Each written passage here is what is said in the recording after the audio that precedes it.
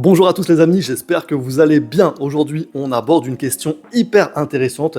Quels sont les effets de la vape chez les personnes qui n'ont jamais fumé? On sait depuis plusieurs années maintenant que la vape est extrêmement efficace pour arrêter de fumer et qu'elle est bien moins risquée que la clope. Au moins 95% moins nocif d'après Public Health England. Mais ce qu'on sait beaucoup moins, c'est ce que ça donne chez les gens qui n'ont jamais touché à une cigarette de leur vie. C'est une question compliquée à étudier parce qu'il faut déjà réussir à trouver des vapoteurs qui n'ont jamais été fumeurs réguliers. Alors est-ce que la vape représente un vrai risque pour eux ou est-ce que ça reste un outil sans grand danger? On décrypte tout ça ensemble dans cette vidéo. Mais avant qu'on débute, oublie pas de t'abonner à la chaîne YouTube pour suivre justement toutes les différentes études qui sortent sur la vape. J'en parle régulièrement ici. Allez, let's go! Pour répondre à la question des effets de la vape chez les non-fumeurs, les chercheurs ont mis en place une étude appelée Veritas. Les résultats viennent d'être publiés là le 18 novembre 2024. Ce qui rend cette étude si intéressante, c'est son approche. Elle cible des vapoteurs sans historique de tabagisme établi, ce qui est assez rare car la majorité des études sur la vape incluent des anciens fumeurs ou actuels fumeurs. Ça nous permet là d'avoir une vision plus claire sur des effets spécifiques de la cigarette électronique. L'étude a été réalisée à l'échelle internationale entre le 10 mai et le 26 novembre 2023 avec des participants recrutés dans 6 grandes régions géographiques, l'Amérique du Nord, l'Europe, Asie-Pacifique, Amérique latine, Afrique et Moyen-Orient. Cette diversité géographique permet entre autres de s'assurer que les résultats ne sont pas influencés par des spécificités locales comme les réglementations ou les habitudes culturelles. Les chercheurs ont rassemblé 748 participants au total répartis en 2 groupes.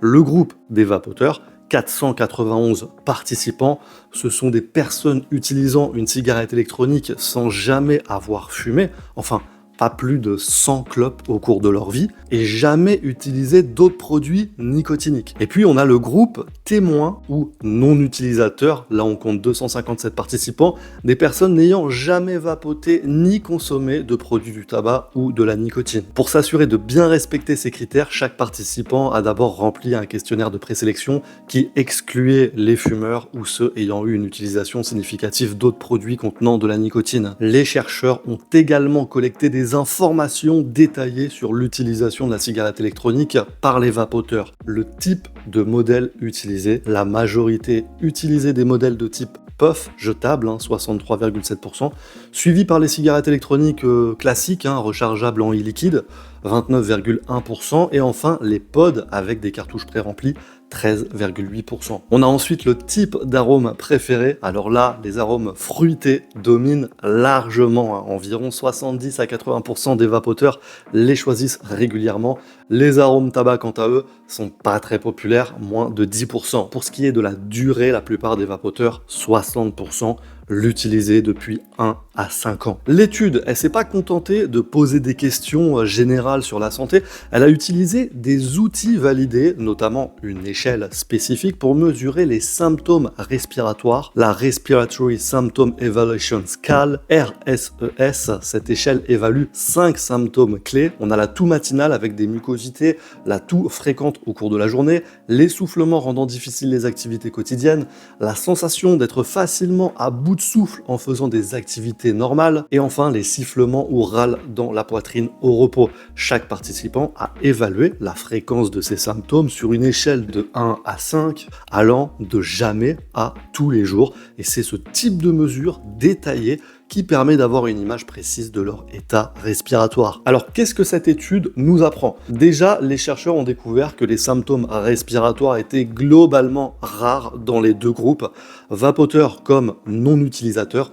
Par exemple, plus de 83% des vapoteurs et 88% des non-utilisateurs ont rapporté qu'ils ne ressentaient jamais ou rarement des symptômes comme la toux ou l'essoufflement. Néanmoins, les vapoteurs ont rapporté des symptômes légèrement plus fréquents que les non-utilisateurs. Leur score moyen sur l'échelle respiratoire était de 1,61 contre 1,43 pour les non-vapoteurs. Statistiquement, c'est significatif, mais en pratique, ça reste en dessous du seuil de pertinence clinique. En gros, ça veut dire que cette différence, même si elle existe, elle n'est pas suffisante pour parler d'un vrai impact sur la santé. Et les chercheurs ont conclu que pour les personnes qui n'ont jamais fumé, utiliser une e-cigarette n'entraîne pas de problème respiratoire majeur. Attention, hein, faut pas que ça vous incite à vapoter si vous n'avez jamais fumé. Ça n'a pas de sens, hein. Le mieux pour votre santé, évidemment, ça reste de ni fumer, ni vaper. La vape, c'est avant tout une alternative moins risquée pour les fumeurs qui souhaitent se débarrasser du tabac. Cette étude, ça reste une étape, hein, c'est pas une conclusion définitive. Comme elle est basée sur un instantané et non sur une observation à long terme, les chercheurs appellent à approfondir ces travaux avec des études qui suivent les vapoteurs sur plusieurs années. Et même si cette étude confirme pour le moment ce qu'on pressentait déjà, donc que pour les non-fumeurs, vapoter n'a pas de conséquences majeures sur la santé respiratoire, il est important de parler des limites de cette étude.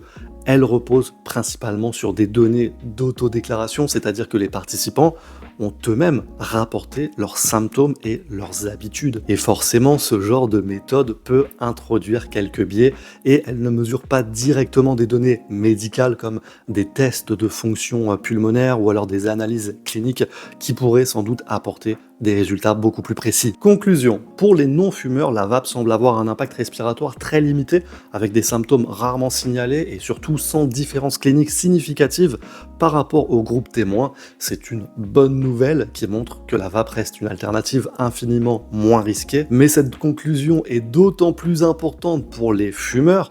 Passer à la vape permet non seulement de réduire drastiquement les risques liés au tabac, mais aussi d'améliorer leur santé globale.